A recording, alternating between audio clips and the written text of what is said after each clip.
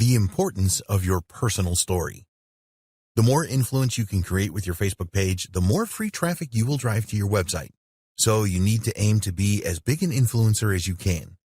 To kick this off really well, you need a convincing personal story.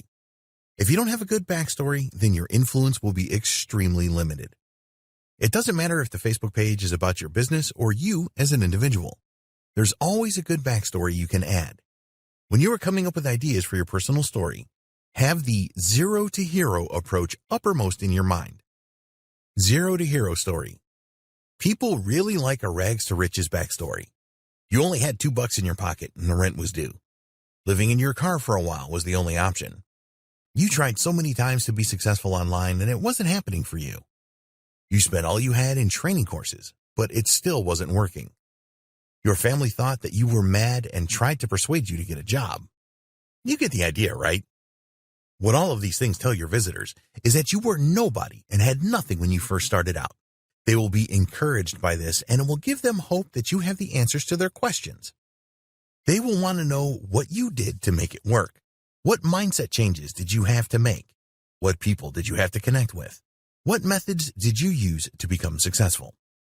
There are many more questions that you can answer when you have a compelling zero to hero personal story.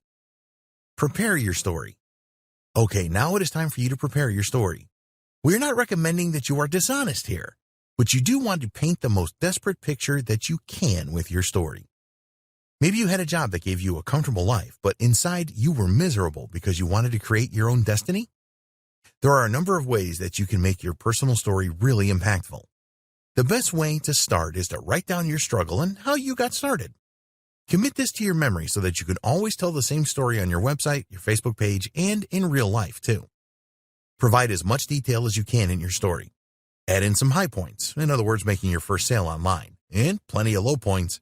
In other words, you tried several different methods and none of them worked out, or you had to take a menial job just to pay the bills while you were figuring it all out. Show your visitors you are still human. One of the dangers of becoming successful is that you lose touch with who you are. This is not something that you want to do on your Facebook page or anywhere else for that matter. You do not want your visitors to think that you are aloof and unapproachable. A lot of marketers make this mistake.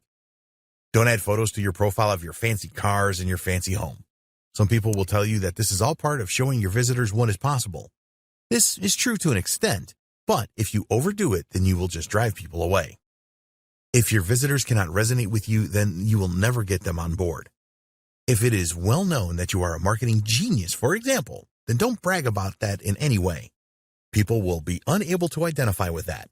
It is best to stay humble and remember your roots, no matter how successful you are now. Explain your journey in detail.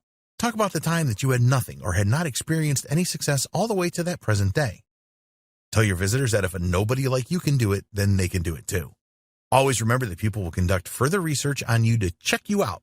So your story needs to be consistent on all of your channels. Your website, your LinkedIn profile, your YouTube channel, and other social profiles.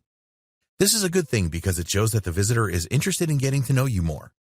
They want to be sure that you are the genuine article and not some internet fraudster. So ensure that there is consistency in all of your public profiles. If one of your other channels has a personal story that conflicts with your Facebook page story, then you will be in trouble. So take the time to check everything out and make any necessary changes. Your personal story really is critical to your influencer success, so it needs to be good and consistent. In the next video, we will discuss how to give your audience what they want. Giving your audience what they want. You need to know what your audience wants and how they are likely to behave to drive the maximum amount of free traffic from Facebook. If you already have a Facebook profile and have been posting content for a while, then you can use Facebook Insights to see what has worked the best for you. If Facebook is new to you, then you can use other methods to see which type of posts get the most engagement in your niche. We will discuss this a little later. Knowing your audience is critical to success on Facebook. You need to know who they are, where they are, and what problems they have. Using Facebook Insights to find content that works. If you have posted content on Facebook for a while, then it is really easy to see what content your audience responded the best to using Facebook Insights. By doing this, you can then plan ahead to create similar and post similar content as a way to drive more free traffic from Facebook. Go into your Facebook Insights, and below the overview charts, you can see data on your last 5 posts. Then you can choose to look at the data for all your posts by clicking on See All Posts. You will be able to see the reach of each post and the levels of engagement. The engagement metrics you are most interested in are clicks, comments, shares. The number of clicks is definitely something that you want to take a good look at, as this is the number of users that clicked through to your website. There are a number of factors that can influence the number of clicks that a post receives on Facebook. The topic of the post, the description, the type of content, text, image, video, etc., the day the post appeared, the time the post appeared. We recommend that you use a spreadsheet here such as Google Sheets and add your most clicked posts to the sheet along with the information above, post topic, description, content type, etc. This will provide you with even more insight into what works the best.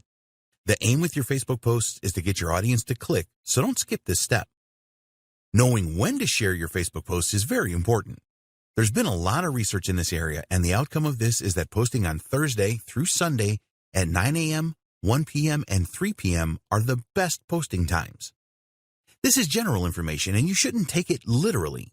These days and times may not be the best for your target audience. You need to find out when your audience is around and post at these times. Facebook Insights will tell you when your audience is around. Under When Your Fans Are Online, you will be able to see the most active days and times for your audience. Pay careful attention to this so that you can schedule future posts to coincide with this information. Facebook has a schedule feature that is very easy to use, and you should use it once you know the best times for your audience. All you need to do is set a date and time, and Facebook will post your content accordingly.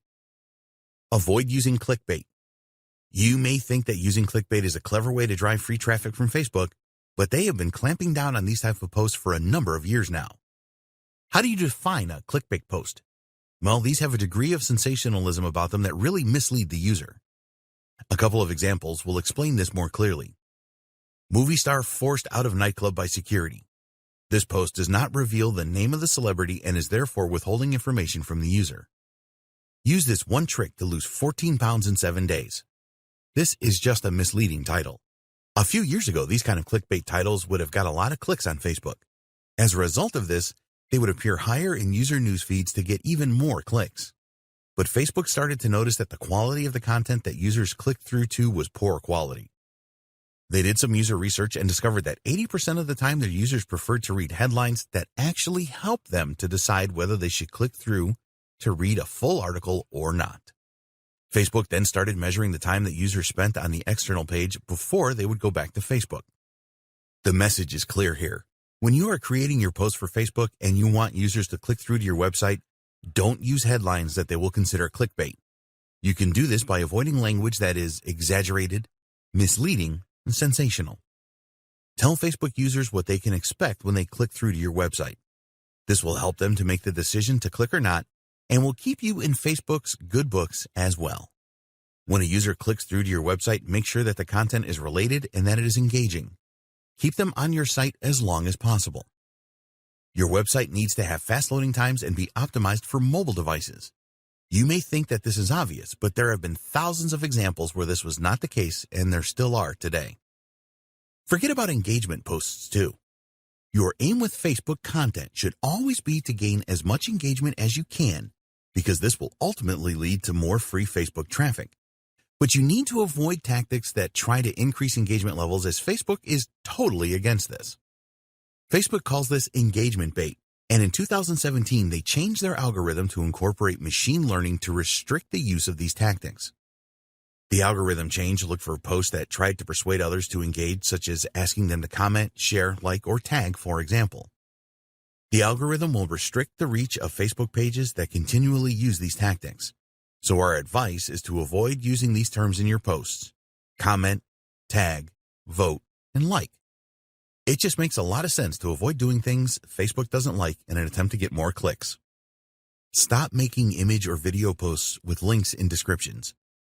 Facebook wants you to share links using their native link posting feature. They do not want you to add an image or a video and then place your link in the caption. You will clash with the Facebook algorithm if you do this, and you will find that your reach becomes restricted. Always use a link post.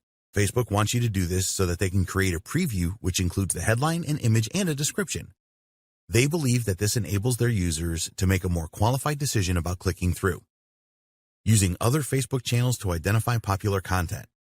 If you are new to Facebook, then this is a good way to find out what types of posts are popular. Even if you are an experienced user, you should be doing this as well. All you need to do here is use the search facility within Facebook by entering a related keyword to your niche and then finding Facebook groups where you believe your target audience would hang out. For example, you could search for "Make Money Online" and you will see a list of groups returned. You could also use search terms like internet marketing and work from home. Once you have the search results, then click on Groups in the menu bar. Now you need to join the groups that you think are right for your audience. Once accepted, you can take a look inside to see what topics people discuss regularly. Look for questions that group members ask and seek out posts that receive high levels of engagement. Make a list and use this for future post content ideas. In the next video, we will discuss the types of content that really drive free traffic from Facebook.